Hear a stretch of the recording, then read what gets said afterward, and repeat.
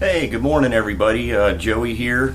I know it's been quite a while since I've made a video. I've been really busy, hectic at work, summertime. What is today? Let's see, I lose track of time. Tuesday, September 2nd, 2014. So we're already into September. At any rate, today I'm going to be doing another tobacco review for you on one that I really like. It's different. It's probably one of the most complex tobaccos that I've ever smoked. It's a Dan tobacco offering from Germany, and it's called Bill Bailey's Balkan Blend. It's a different tobacco, to be certain, but it's grown on me so much I wound up buying a pound of it, which I've had aging.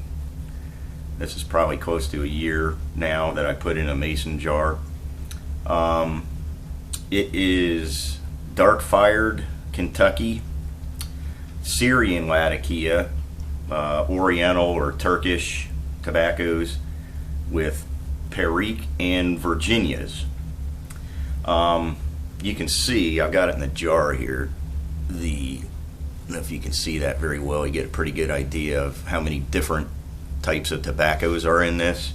It's very dark, and it probably has the most unique tin note of any tobacco that I've smoked as well. And another thing about it, it really tastes just like it smells, which is not that common in most tobaccos that I've smoked. It has a very sour smell, if that makes any sense. Almost like, what I would compare it to. Maybe like a cheese almost. Sounds gross for a tobacco, but it's really not. You get a little bit of, you can definitely smell the Latakia, obviously, and you get a little bit of that kind of sweet sort of hay smell that Virginias have. Little spice in the smell from the Perique. And it's basically a ribbon cut for the most part, but then there's some in there that's kind of chopped up in bigger chunks. I don't know if you're able to see the different types in there.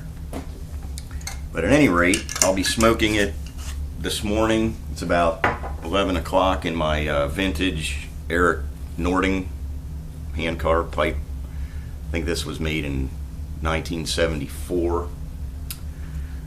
But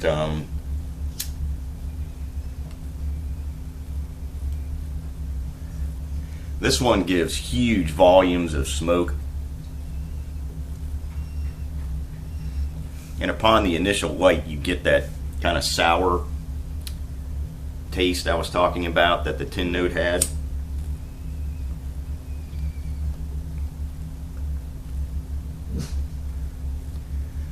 Got my dog barking at something there. But at any rate, I mentioned at the beginning of this video, this is a very complex tobacco. You definitely get the Latakia right away, with a slight perfumey note, probably from the Orientals, kind of floral, sour. You get that deep woodsy, very full, rich taste from the probably the dark fired Kentucky in there, along with a little of the sweetness. I don't imagine there's a ton of Perique in here, but you can taste it too. This is a tobacco, there's so many different things going on at the same time. It's really kind of hard to describe.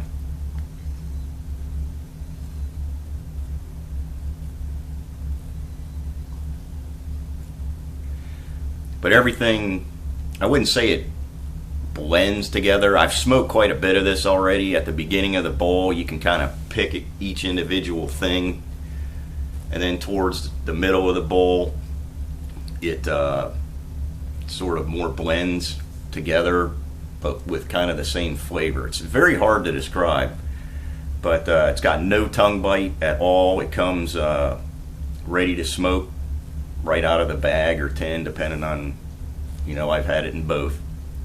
I've had a couple of bad tobaccos from Dan, and it wasn't necessarily that the quality of the leaf was bad, because I've never experienced that with anything from Dan tobaccos.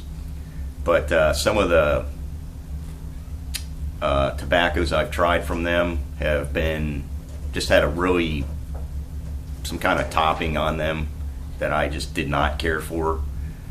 I think one was Independence Flake. I can't remember now, but I didn't care for it. This one definitely has no topping on it at all, and it is good.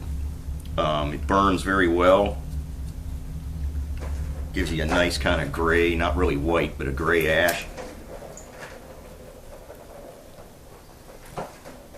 As I mentioned before, huge volumes of smoke. This is a full, kind of a man's tobacco. Obviously, if you don't like Latakia, you're not going to like this.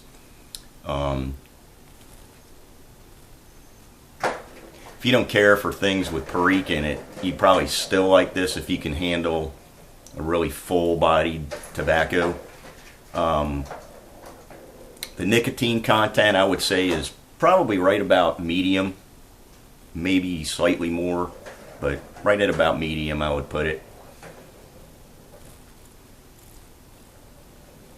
But this one I would definitely highly recommend to, as I mentioned before, people that can handle maybe more of a fuller bodied tobacco, which this definitely is.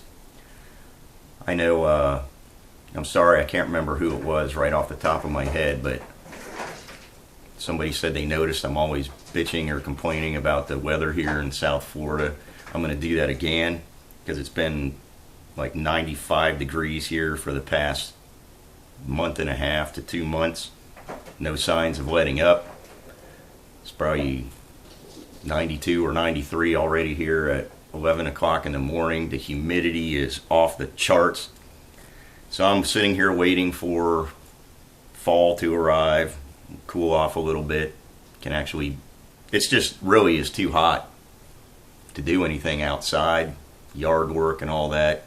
You spend an hour out there and you come back soaked with sweat like you just jumped out of a swimming pool. But that's the way it goes here in South Florida, tropical environment.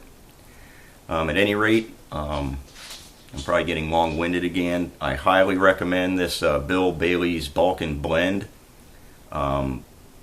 It's probably now, after I've smoked so much of it, it's up there in my top,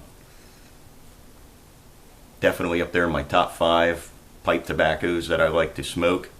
Definitely in the rotation, as we say. But I hope everybody's doing really well.